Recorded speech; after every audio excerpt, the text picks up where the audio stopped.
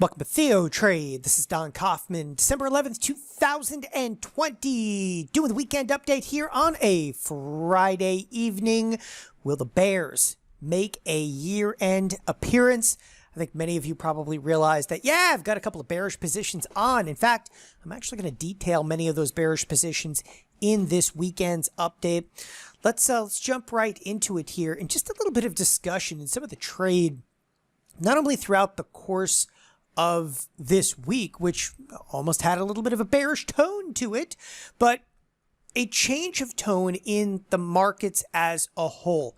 First of all, taking a look at the S&Ps inside of today's trading session, I'll tell you what, in today's trading session, finished after everything. There was almost a sell-off. We actually finished pretty much towards the highs of the session. And again, we saw some real sell-side activity absolutely hitting the markets. You know, at one point in time in the overnight session, we were even down over, what, 40 handles in the S&Ps.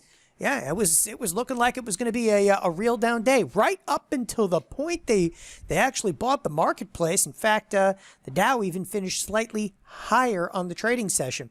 Can you even categorize this, if you will, as a down day? And I would actually say no, I don't necessarily think it is per se a down day. But one of the aspects that I think really resonates with me is that in today's trading session, and this is something I talk about just like incessantly, we actually tagged the lower edge of the expected move in the SPX. People, we tagged it pretty much to the penny and ripped off of it. That speaks volumes of the efficiency inside of the marketplace. And when I say tagged it to the penny, okay, again, you know, you're looking at a $3,600 product, okay? And it's pretty much to the point. The lower edge of the expected move was just shy of 36.35. It's about a 65-point expected move. We hit it and literally ripped off of it. And I think that was a little bit surprising for me because, again, typically when you hit one of the edges of the expected move, you kind of just, you know, skirt the line throughout the course of the trading session, yada, yada, yada. It's all over and we end on the lower expected move. But this was, again, kind of a critical departure from some of the trade that we've seen in previous weeks. And the reason I call it kind of a critical departure is you look at some of the recent weeks, and again, I'll zoom out again here for just a moment. We have had a lot of weeks that recently have either been above expected move at the upper edge of the expected move, at the upper edge of the expected move, at the upper edge of the expected move here. We actually tagged the lower edge. Again, it's one of the first times that we've actually even tagged the lower edge of the expected move. You have to come back all the way back here, which was, that was a little bit of a scary sell-off at that point that we just literally ripped off of, okay? Now, again, that was just a little bit of explanation, if you will, of tagging the edge of that expected move. And if you start looking around some of the other products in here, you go into the QQQ, we actually pull up like auto expected moves. Yeah, the QQQ did the exact same thing. So the QQQ hit the lower edge of the expected move. In fact, it did it on Thursday. Little bit of a bounce back off of it today. And of course, then the IWM. The IWM kind of continues to be, okay, the stronger kind of suitor, if you will, in the entire marketplace. And this is also one that I had detailed in last weekend's update. I exited my position specifically inside of the Russell, which, you know, people like always go to hindsight and they're like, well, he shouldn't have exited. What? I exited last week, and I exited last week late in the week, and here we are this week, and again, we're mildly higher. Even if we ripped higher inside of the IWM, I would never look at that position and change my mind on it, just given the fact that, I mean, recently, come on, we're trading off 150 to 190, 40-point move to the upside of the IWM, okay, with almost no pullback whatsoever. And it's at some point, again, you know, on your positions that you're long, you got to pull the ripcord and just say, like, I've had enough. And I did. I've had enough in there. So as I was saying here a moment ago, a little bit of a change of tone of markets. And I want to bring this up to kind of kick off this weekend's update. So, you know, let's say a change of tone in the markets. Okay, a couple of things are very much the same, and a few things have changed.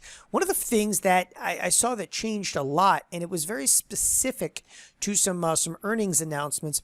Okay, and I'll give you an example here, like Costco. Okay, now I don't know what Costco necessarily is going to look like on Monday, but if you saw their earnings announcement and heard, you know what the CFO and CEO were saying about it, they just blew the doors off of their numbers in there. I mean, again, you can actually look at the earnings per share, 262, whatever, the buying back some stock. The numbers were just stellar. I mean, through and through, and same store sales. It just goes on of how good the Costco numbers were. And the stock, okay, reversed off of a substantial high at the open. Okay, it still finished up on the trading session, but I don't think anyone that heard this news, okay, would have thought that the stock would have been relatively flat on the trading session. The same is actually true. And again, I'm just pointing out a couple of earnings because this is the kind of sometimes the change of tone that people miss inside of the marketplace. If you take a look at LULUlemon, okay, this is a big move. This is a $25 move. I say it's a big move, but categorically speaking, if we cruise over to like think back, this is just end of day data. LULUlemon had their earnings, and I'll just highlight this for you for a second. So if you looked back to the previous trading day, which is Thursday, this is Thursday's close, we were expecting precisely a $25 move. And you got precisely a $25 move. Now, this is a fairly substantial position for me, but the reason that I'm bringing it up is big sell side activity in here. Once again, absolutely stellar numbers in here. Just stellar. When you actually heard from some of the home builders even earlier in the week, and I'll cruise over and we can take a quick glance at some of the home builders. Again, this is not something, I'm doing this a little bit off the cuff, but some of the home builders like Toll Brothers, okay, which is just, again, record numbers over here, sell side activity. And that's one of the things I think I was a little bit surprised at in terms of a change of tone in the marketplace. Now, there was another thing that changed a little bit today. The financials, which have just been the unstoppable beast inside of the marketplace, finally backed off a little bit today by the tune of 1%. And they moved right along with the energy sector. Now, let me just categorize this for a second. It's a 1% move. Don't get ahead of yourself. We'll know more early next week. Okay. But the one thing that is pivotal, and I've been talking about this all throughout the course of this week, pivotal to the S&Ps. Okay. It's right here. It's the financials. The financials come off. It will pull the entire marketplace down. Okay. Because again, the marketplace and the bid that's specifically under the S&P 500 came from the financials. It came from the energy sector. And it's kind of the most unlikely of places. And I continue to reiterate this because any sell side activity in here, you have to actually meet that with, a degree of, cynicism against the marketplace, because the buy side activity, clearly it has not come from big technology. All right, you got me in terms of Tesla, but even Tesla saw some sell side activity and a little bit of a rocky week over here. So again, a bit of change of tone. We had good earnings, and I don't necessarily care that it was Costco or LULUlemon. It's just a couple of the earnings, or Toll Brothers. Again, I'm just giving you a smattering of a change of tone in the marketplace where, stocks are having spectacular numbers and they're being sold into. The financials obviously coming off just mildly. Again, we're still, though, playing the shell game. And that's important. And that's why the markets today didn't really see some sell side activity. When I start talking about the shell game, though, it's like, all right, so we're going to get mildly out of the financials, but apparently we're going to turn around, then we're going to buy Microsoft. We'll jump back into Amazon. Amazon's actually had a relatively rough week. Actually, if you look at Amazon from the, the point of view of, again, auto expected moves towards the lower edge of the expected move, we'll buy a little bit of Google.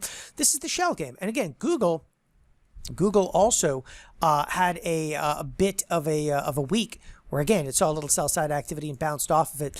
Nevertheless, the shell game is back in play. And again, shell game is nothing more than capital rotations. And those capital rotations have been there for weeks. And we came out of the financials today in here, you know, over to a little bit of Amazon, a little bit of Google in here. But again, we started to actually sell some Tesla, which would also be pivotal for the Nasdaq. And the other aspect, and this is, again, this is some of the same. And when I say change of tone in the markets, question mark, clearly Costco and Lululemon were change of tone. Clearly the financials coming off with energy is a little bit of change of tone. But on the other side of that coin, okay, we're still playing the shell game. And I wanted to mention Brexit and the initial jobless claims. The initial jobless claims that came out on Thursday morning, oh, they were just hideous. They were hideous. They were, you know, 100,000 plus, worse than anticipated. The marketplace didn't even really flinch on that number. And again, this is actually worthwhile sometimes going back and exploring, for instance, you know, last like 2-3 days. This is just some intraday trade. But the point being over here, again, the markets, as I said, they didn't really even flinch so much on some of these numbers, other than for a brief and fleeting moment. And then, of course, we turn around and we assume that any negative numbers are going to be met with stimulus in the marketplace. So there's, again, kind of contrary theme in here where there's a change of tone in one aspect, and the other aspect, we're still not listening, okay, to some of the negativity, if you will, that's out there in the broader marketplace. So back to this idea, will the bears make a year-end appearance? You know, when you talk about the year-end, you know, you're probably going to think next week, that's it. Okay, and then we're into Christmas week. Yeah, but Christmas week, Christmas, of course, is going to fall on a Friday. You're going to have half a trading session before that. And this particular holiday season, okay, mark my words, we're going to have some action, okay? Got 3 weeks to the end of the year. We're going to have some action into it because everybody is still sitting at home. I mean, you have huge amount of the population that is back under quarantine orders, okay? You have people like myself with their kids at home. I'm going to be hiding in my office trading, people. So I do believe we're absolutely going to see some volatility even into the end of the year. So let's talk a little bit about volatility expansion. Now, we're going to talk about the volatility futures, the VIX, the VVIX. You know, it's easy to say volatility has gone up. You know what? The VIX is my predecessor's like volatility index. I'm not that into it. And the VIX did actually pick up a little bit today. But I'll actually show you one thing in real stark contrast. And this is one that absolutely stood out today that I think everybody seemed to miss. Okay? Pay very careful attention. And people, right here, okay, 2 points I'm going to make here. I'm going to talk about the volatility futures momentarily, but I'm looking at the VVIX. In these 2 points and these 2 points alone, okay, are critical in my decision to be like, are we about to see some year-end, you know, bearish activity? And I absolutely believe so. They're coming in here, all right, and they are grabbing and buying volatility with both hands. So this is the VVIX. It's the volatility of the volatility index. Okay, somebody believes something's about to happen because, again, earlier this week we were down near the 100 level. Now we're over 120. Okay, you're looking at almost 20% move in the volatility of the VIX. So the VIX itself, the options in the VIX are being bought up. And I think that this is critical. We're back above 110. That 110 and north of 110 is what we actually call the VOMA zone. The volatility of the volatility. And when you're above the 110, and again, you're above that 110 level, that's when you pretty much what I kind of call duck and cover. So we were under the 110 level for roughly speaking, let's just call it 2-3 weeks, and we're spiking right now. Something is going on. Somebody sees risk in here. They see risk in a big way. And again, what this is indicative of, and again, I don't need to pull a chart of the VIX. I just don't. Okay, I just don't think it's worthwhile. I'm looking specifically at the volatility on the VIX, and that's when I say the volatility on the VIX, I'm looking at the volatility over here. Like, why is the volatility going up on the VIX itself? Well, I'll tell you exactly why. Because traders are coming in there and they're actually buying options specifically in the VIX. Okay. And the VIX did some size today too. I mean, it did, 500,000 contracts inside of the VIX, which is kind of the normal over the previous 5 trading sessions. Nevertheless, okay, there's size trading in there and you should pay attention to the VVIX. The other aspect I think it's worth paying attention to is the volatility futures themselves. Now, if you take a look at the volatility futures, and I want to make sure that everybody understands this, you don't want to look at the 5-day active volatility futures. With 5 days to go, there's just not enough time left. Move on. Come out here to the 40-day volatility futures. These are the ones you want to pay attention to. And I'm actually going to right-click on them and I'm going to cruise over, okay? And I'm going to pull up a chart specifically on, okay, those January volatility futures. And I'm actually going to come into intraday trade because this one, I think this one also speaks volumes. So the marketplace finished, okay, right at or near, it's basically its highs of the trading session. What I found interesting though, okay, is that volatility was actually being bought up, okay, into the close. Interesting? I think so. Why? Because why are they buying volatility into the close on a Friday? Everybody thinks, nothing's going to happen over the weekend. Why are they buying volatility into the close? Okay. Again, we knew, the government shutdown isn't necessarily going to happen, yada, yada, yada. All of a sudden, though, it doesn't matter. Everybody knew that. Okay. They're buying volatility into the close. They turned around, the VVIX, and I talked about this, the VVIX was also bought into the close. So there's definitely a bidder on volatility. There's one other aspect to this, okay? So you know that there's volatility expansion, and it was a volatility expansion throughout the course of this week, according to the VVIX. The weekly expected moves, though, and this is something I usually wrap up one of these videos with, but the weekly expected move had a big-time expansion, and I'm going to jump to it right now because it fit right in here. The weekly expected move specific to the SPX, the mother of all products. But if you take a look at the SPX, this last week of trade, right, we saw, roughly speaking, a what? And when I say the last week of trade, I'm talking about right here. That was plus or minus $65, roughly speaking, right? That was the expected move from the week that we just passed through, and we tagged right to the bottom of it. Yeah, well, the big question mark is this next week of trade.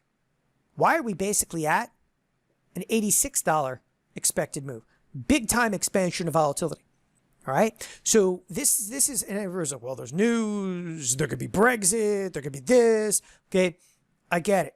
And I do, like, I get the whole Brexit thing and, maybe some more initial jobless claims and, but we are coming into the holiday season. This is where everybody, and I said, this is where everybody believes that volatility is going to subside. Okay. Not only isn't volatility subsiding, volatility is up and up substantially, okay, in this week that, is coming in before Christmas.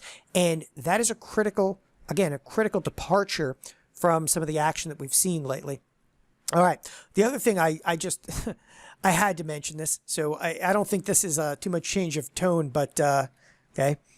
If you haven't looked at some of the IPOs like an Airbnb, of where this thing was initially priced and where it's now trading, it's this is just, it's chaos in trade right now. Okay, I wouldn't expect Airbnb nor Dash to have any extreme volatility. I mean, yeah, it traded 150, yeah, it traded 138, but I'm going to tell you right now, I wouldn't expect these underlyings to have any extreme volatility in the next few weeks, not until they get options listed, because it's the options that are actually moving the marketplace. Obviously, there's no options yet on Airbnb. If you take a look at Dash, okay, and I promise you, they're going to add options to this very, very quickly because this is, this is a product that everybody wants to trade. As soon as they add options, it's actually going to pick the volatility back up because people then are going to be slinging calls, slinging puts, and it's actually going to be moving the stock and moving the stock quite substantially. Anyway, with the IPO market, the IPO market has gone plaid. If you don't know what that means, it's a Spaceballs reference. I guess you could also reference Elon Musk and some of the Tesla vehicles. Nevertheless, the IPO market, okay, they just shove these things out the door like there was absolutely no tomorrow, and you just got to read into that. Listen, you're everybody. Well, it's kind of an unusual year, and you convince yourself all these things. Listen. They packaged these things, Morgan Stanley and Goldman Sachs, who were behind, they were the investment bankers behind Airbnb and Dash, right? Goldman Sachs, Morgan Stanley, they packaged these things and shoved them out the door, okay, so quickly because they see a marketplace at an all-time high. Like, just please understand, okay, the amount of risk. In fact, with that, okay, to kind of sum things up over here, I don't just, will the bears make a year-end appearance, okay, without stating my own position and my own delta risk. And that's exactly what I'm going to do. So here is some of my accounts totaled up. Now, there's two primary accounts in here. One of these accounts, and that's the account that you're looking at right now. This particular account, okay, is actually a portfolio margin account. You can see lots of short stock positions. This other account over here is just my IRA, and I do a lot more trading inside of my IRA than I do my portfolio margin. That just happens to be tax consequences, right? I don't want tax consequences, so I trade in the IRA. I'm going to aggregate the accounts, so I'm going to cruise over to the Analyze tab, and on the Analyze tab, I'm going to come over to my risk profile, and I'm going to go SPY beta weighted. Okay, so I'm going to go SPY beta weighted and kind of display a little bit of my risk. Now, the one thing that is not important here, I'm not going to get into risk graphs. I don't need to sit here and talk about risk graphs. Okay. I wear my position pretty much, out there for everybody to see. And I'm going to highlight this because I've actually expanded a degree of my risk. So this is just, okay, this is, well, just the accounts right now at TD Ameritrade, thinkorswim. I've also got positions, of course, at Tastyworks, which don't have a huge amount of delta. They wouldn't add that much delta to this, but I'm actually absolutely selling a little bit more premium over on the Tasty side of things. But let's get down to business and actually show you exactly what my risk is. Okay, so I say that I'm SPY beta weighted. So in essence, my aggregated delta, and that's aggregated delta. It's IWM, and it's LULU, and it's MJ, and it's Microsoft, it's Nike, and Nvidia. Okay, doesn't matter. Like my whole position aggregated together is short what? 3,465 equivalent SPY, okay, deltas, which means right now that I'm the equivalent of being short about 3,465 shares of the spiders. And that's an area that might be comfortable for some of you. Some of you probably just, panic just hearing about it. That's okay. That's what's comfortable for me at this point in time. The other aspect that I really want to kind of resonate with you is, first of all, I've opened up more directional risk, okay, in the last 10 days of trade, meaning that, okay, I wouldn't say I got more bearish. I closed some of my bullish positions, which opened up more delta risk, and meaning that I had like a positive 1,000 SPY deltas in here. I closed all of that, and it actually opened up my risk to that, that 3465, deltas. So I'm sitting again short almost 3,500 shares of the deltas. Now, the other aspect over here, and again, people, you got to focus on this one for a second. This is the P&L today. So yes, you make $9,000 in a day. Listen, with 3,400 SPY deltas, every single day, okay, this means for every dollar that the spiders move up or the spiders move down, and the spiders can easily move a dollar up or down, I'm going to make or lose what? Okay, basically $3,500. So that's for a dollar move inside of the spiders. Can the spiders move more than a dollar? Of course they can. So today, we had a little bit of a move down. Maybe they moved down, $2, maybe they moved down $3. Maybe the best place to start this discussion isn't necessarily to show you this big risk array, to actually come in here and to set slices $2 and $5 out of the money. Okay, because what this represents now, this is my position at this moment in time. Okay, that's my P&L. If we go up $2, if we go down $2, okay, if we go up $5, if we go down $5. So I'm just playing the game, right? I'm playing the game and saying, what if we go up $5? What if we go down $5? This is my risk array. This is my lifeline. Okay, I need to know that if we go down $5, I'm going to make $26,000. If we go up $5, I'm only going to lose $8,000. And you kind of say to yourself, okay, go fish. Are you comfortable with that amount of risk? Clearly, I am. And this is where immediately everybody turns around and they go, a week from now, oh, what if the market rally is huge? What if the market rally is huge? Okay, let's go 11 rows of 3% step. And what 11 rows of 3% step actually equates to is, again, this is my risk right now. My risk, if we go, up 3%, up 6%, up 9%, up 15%. If we go up 15%, I'm going to lose $155,000. But if we go down 15%, I'm going to make almost $210,000. Okay, I have a little bit of negative theta, but that little bit of negative theta, I'm actually offsetting that by selling premium, and I'm actually selling premium predominantly over in the Tastyworks account. Okay, nevertheless, I am offsetting this. You don't have to worry about the theta. Don't freak out on me right now. The most important thing in the position here is my delta risk. Okay, and the thing that I think a lot of people have to worry about is right here. Okay, it's also the P&L. Like, this is comfortable for me right now. And the reason I'm stating this is because if I'm going to go out there and I'm going to take 3,500 deltas of risk, you better believe I'm going to be comfortable with it. And I look at this and I go, wow, you know what? I could lose 155 grand. And if that freaks you out, obviously, you don't want to have this much delta risk on. And I get that. Okay.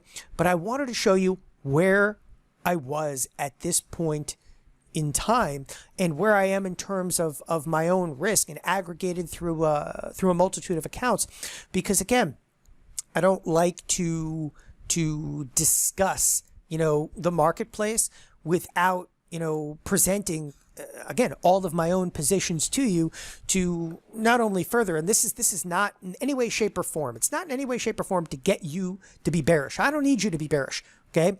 I get an email and somebody says, like, I don't really like your bearish opinion. And I didn't ask if you liked my bearish opinion. Okay.